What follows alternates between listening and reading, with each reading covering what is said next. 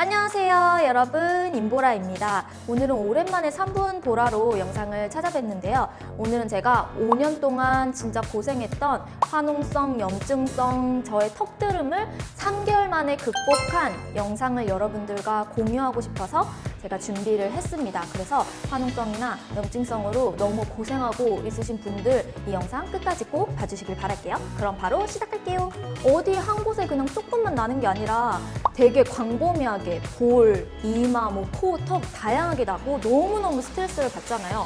그 중에서 저는 가장 많이 났던 부분이 바로 이 턱 쪽이었어요. 저의 여드름 상태가 어느 정도로 심각했냐면 피가 살짝만 쏠려도 엄청 아프고 이게 속 깊은 곳에서 나서 멍도 잘 지고 색소 침착은 무조건 지는 그런 화농성 여드름이었거든요. 그래서 제가 지금 띄워드리는 이 사진 있죠. 이게 작년 12월에 제가 트러블 커버 메이크업이라고 해가지고 올렸던 영상입니다. 그래서 제 영상을 오랫동안 꾸준히 봐주신 분들이면 이 영상도 분명 보셨을 거고 제가 영상을 찍는 기간 동안 점점점 턱이 호전된 거를 진짜 딱 아셨을 거예요. 그렇다고 피부과 시술을 안 받아봤냐? 아니요. 해초필부터 스케일링, PDT, 거기다가 아그네스, 네오빈, 레이저, 염증 주사, 스케일링 압출 다 받아봤는데, 그리고 심지어 저는 한의학에다가 한의원, 뜸, 침 다 받아봤어요. 진짜 피부과에만 쏟은 돈이 몇백만 원이 될 수도 있어요. 이렇게 피부과도 가보고 한의원도 가보고 좋다고 해보는 걸 다 해봤는데 5년 동안 고치지 못한 걸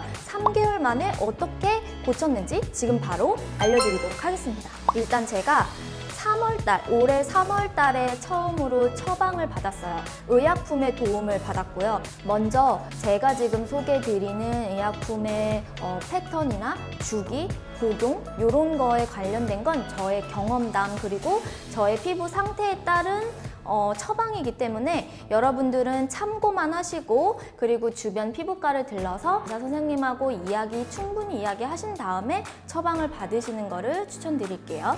3가지 약이 있습니다. 하나는 먹는 약이고요. 2가지는 바르는 약인데, 먹는 약은 바이브라마이신 정이라는 약을 제조를 받았어요. 전문의 피부과 선생님하고 충분한 상담이 있었고 선생님께서 처방을 해주신 약이 이 약이었습니다. 근데 이 바이브라마이신 정은 특히 턱에 효과가 탁월한 알약입니다. 2달 복용을 했는데요. 첫 달에는 하루에 2알씩 아침 저녁으로 먹었어요. 2번째 달에는 하루에 하나씩 뻔만 이렇게 한 달을 먹어서 총 2달을 복용을 했는데요. 그래서 저처럼 특히 이 부분에 엄청 많이 뒤집어지고 다른 부분은 잘 안 나는데 이상하게 턱 주변에 화농성 여드름, 염증성 여드름 때문에 너무 스트레스 받으시는 분들은 주변 피부과를 가셔서 전문의 분과 이 바이브라마이신 정이라는 처방에 대해서 충분한 상담을 이루시고 약을 처방받는 것도 저는 추천을 해드립니다. 많은 분들이 궁금해하세요. 부작용은 없나요? 하고. 근데 저는 부작용이 없었어요. 물론 약마다 부작용이 있을 수 있거든요.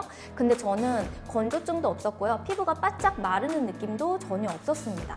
이렇게 먹는 약은 길게 복용 안 하고요. 딱 2달 정도만 복용을 하니까 여기서 멈춰도 된다고 하시더라고요. 그리고 바르는 약 2가지를 처방을 받았는데요. 하나는 크레오신 T라는 이렇게 생긴 트러블 주변에도 바르는 이런 약을 하나 처방을 받았고요.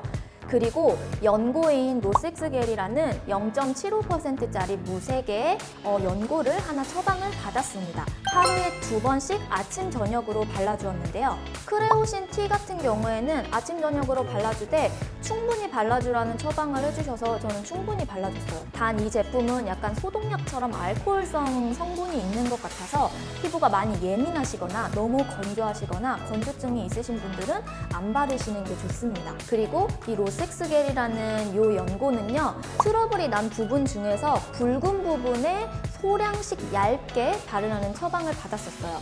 그래서 아침 저녁으로 이거를 먼저 세안한 다음에 바르고 그 위에 바르고 저는 스킨케어로 넘어갔었습니다. 이 2가지를 저는 가장 심했을 때, 처음에 약을 먹었을 때 그때는 진짜 꾸준하게 계속해서 발랐고요. 그리고 트러블이 올라오려고 하거나 트러블이 터진 자국 그런 데에 살짝 더 발라주면은 확실히 금방 아물더라고요. 그래서 지금도 꾸준하게 사용하고 있는 제품이고, 다 떨어져 갈 때쯤에 다시 제가 방문했던 병원을 가서 다시 상담하고 이제 더 처방받고 하고 있는 상태입니다. 그리고 두 번째로 저의 클렌징 방법과 홈케어를 알려드릴 건데요. 저는 세안할 때 살짝 방법을 바꿨어요. 원래는 클렌징 오일을 사용하고 바로 그냥 폼 클렌징으로 세안을 했었는데요. 지금은 이렇게 생긴 해면이에요. 약간 피부과는 에스테틱 하면은 이렇게 화장을 지워줄 때 물을 충분히 놓치면 말랑말랑하게 바뀌거든요. 이걸로 이렇게 한 번 더 얼굴을 닦아주는 용도로 사용하는 해면인데, 저는 클렌징 오일로 전체적으로 녹여준 다음에 약간 미온수에 묻혀서 꼭 짠 다음에 한 번 더 닦아줬어요. 클렌징 오일로 메이크업을 지워주고 해면으로 한 번 더 닦아주고 폼 클렌징을 들어가는 3차 세안을 많이 사용을 했고요. 그리고 3일에 한 번씩 스팀 타월을 이용해서 각질 관리를 해주도록 했습니다. 스팀 타월은 만드는 방법은 정말 쉬워요. 그냥 작은 행주 있죠. 수건을 준비해서요. 뜨거운 물에다가 살짝 담궈놓고 쭉 짜준 다음에 얼굴에 한 15초에서 30초 정도 올려놓고 이거를 3번 정도만 반복을 하고 마지막에는 살살 그냥 피부결을 따라서 피부에 자극이 되지 않는 선에서 닦아주시면 되는데요. 이 스팀 타월을 사용을 할 때는 클렌징 오일로 지우고 해면으로 한번 닦아주고 스팀 타월 올려주고 그리고 나서 폼 클렌징을 들어갔습니다. 그러니까 총 4차 세안을 한 거죠. 특히 저는 뷰티 관련 영상을 찍기 때문에 화장은 하루에 2번 할 때도 있고 3번 할 때도 있고 이 클렌징에 훨씬 더 힘을 많이 쏟아서 해줬습니다. 그리고 홈케어인데요. 제품을 살짝만 바꿔도 확 뒤집어지거나 하는 예민한 피부는 아니에요. 홈케어 할 때 가장 중요한 것은 저는 영양크림이라든지 시어버터 혹은 좀 오일감이 많이 들어가 있는 스킨케어들은 전혀 사용하지 않았어요. 가벼운 제형을 여러 번 시간을 주면서 여러 번 계속 올려주면서 흡수를 시켜주도록 노력을 많이 했고요. 그리고 마스크팩을 굉장히 많이 사용을 했어요. 마스크팩 중에 제가 잘 쓴 제품은 흑진주팩 되게 잘 썼고요. 메디힐의 티트리팩이랑 아비브의 수분 껌딱지팩 이렇게 애들 돌려가면서 굉장히 많이 했고 일주일에 한 번, 못해도 한 번, 많으면 3회 이렇게 해서 계속 번갈아 가면서 팩을 자주 해줬어요. 그리고 세 번째는 영양제를 또 먹기 시작했어요. 이거는 사실 믿거나 말거나인데 제가 그냥 그때 해볼 수 있는 건 다 해보자 라는 생각으로 그때부터 지금까지 계속 챙겨 먹고 있는 영양제가 2가지 종류가 있는데요. 보면은 얼라이브 하나랑 블루보넷 바이텍스라는 제품 이렇게 2가지가 있어요. 얘는 멀티 종합 비타민 같은 그런 기능성 영양제고요.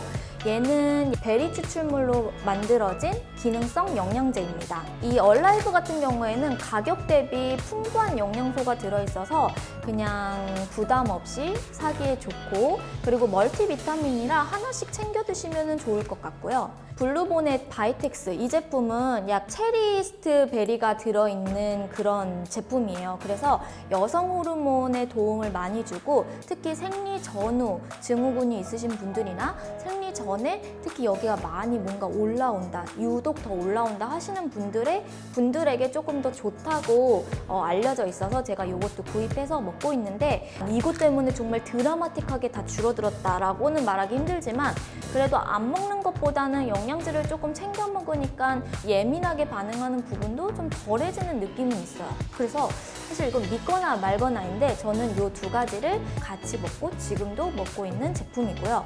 얘네들은 그냥 시중에서도 손쉽게 살 수 있는 제품이어서 여러분들도 챙겨 먹으시면 그래도 괜찮을 것 같아서 이 2개도 같이 추천을 드릴게요.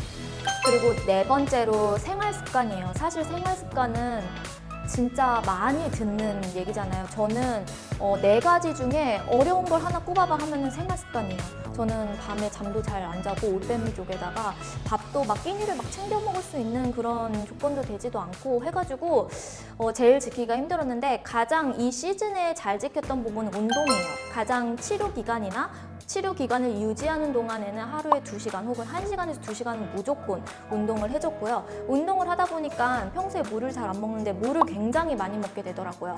그리고 운동하다 보니까 또 피곤해. 그래가지고 또 밤에 그냥 일찍 자고 아침에 일어나고 이렇게 해서 좀 생활 패턴도 바꾸다 보니까 잠도 충분히 자고 먹는 것도 조금 챙겨서 먹게 되고 운동도 열심히 하고 물을 특히 많이 먹고 하게 되니 플러스 요인이 있지 않나 생각이 듭니다. 보통 기름진 음식은 먹으면 먹으면 안 돼, 인스턴트는 먹으면 안 돼, 약간 이런 말이 많은데 이 음식들이 안 맞으면 피부에 더 올라올 수 있고 뭐 안 좋은 영향을 끼칠 수 있는 건 맞는 것 같은데 저는 그렇다고 해서 기름진 음식은 완전히 끊고 뭐 약간 인스턴트 음식은 완전히 끊고 이러지는 않았어요. 먹고 싶은 거는 먹되 대신 운동 열심히 하고 챙겨 먹을 거 챙겨 먹고 잠 충분히 자고 이런 생활 습관도 조금 바꾸니까 확실히 유지하는 게 좀 달라졌고요. 제가 정확히 말하면 치료 기간은 2달이에요. 약을 먹은 게 딱 2달이고 근데 그 뒤로 바르는 약은 그냥 혼자서 홈케어 하듯이 처방해 주신 걸로만 하고 그러니까 지금까지 유지해 오는 거 보면 가끔씩은 하나씩은 나긴 하되 이 제가 사진을 보여드렸던 것처럼 막 뒤집어지거나 여기 밑에서부터 부어가지고 화농성이 올라오거나 하는 일은 없습니다. 이렇게 해서 제가 5년 동안 고생했던 이 지긋지긋한 턱드름을 3개월 만에 극복한 영상을 여러분들에게 소개를 해드렸는데요. 여기서 가장 중요한 건 첫 번째 솔루션이었던 그 의약품에 관한 건 여러분들의 상태에 따라서 꼭 피부과 전문의 선생님하고 충분한 상담 후에 처방을 받으시는 것을 추천드립니다. 오늘 영상도 도움이 되셨다면 구독하기, 좋아요, 알람 설정 꼭 해주시고 여드름이나 이 턱드름에 대해서 궁금한 점 있으시거나 너무 고민이 많으신 분들은 댓글로 많이 달아주세요. 제가 신중하게 다 저의 경험을 토대로 꼭 써드리도록 하겠습니다. 답글을. 그럼 여러분 오늘도 안녕!